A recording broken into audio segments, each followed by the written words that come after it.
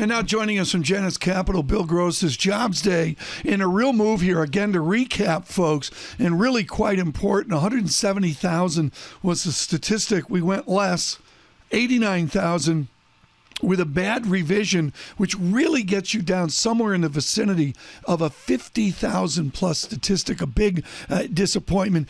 Bill Gross, good morning. You're in Newport Beach, California, where the weather's never an issue. Are you gonna say that this is just about weather in the Northeast, where I had a miserable winter?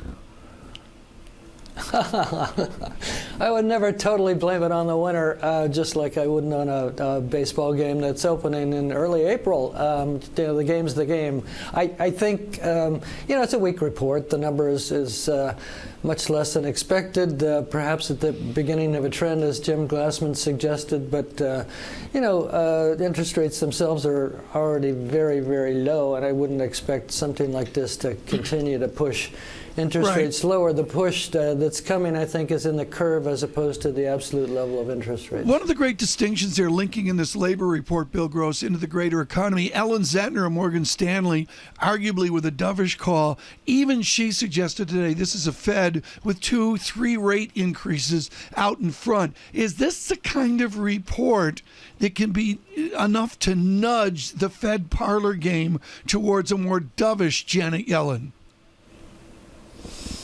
Well, perhaps, if you continue for another month or two, anything below 200,000 and trending downward would be indicate of a weaker job growth economy. And we know the Fed points to job growth, not necessarily to GDP growth, because GDP growth has been 2% or less, plus or minus, for some time now. So, I think the Fed, in their terms of their minutes, was becoming increasingly dovish. I think Dudley this week has indicated that he would look at tapering and that he would combine it with the potential for further interest rate increases in terms of a combo, so to speak. And that, to me, is an indication of a gradual, slow pace, which I've indicated that the Fed has to do going forward because of a highly levered economy.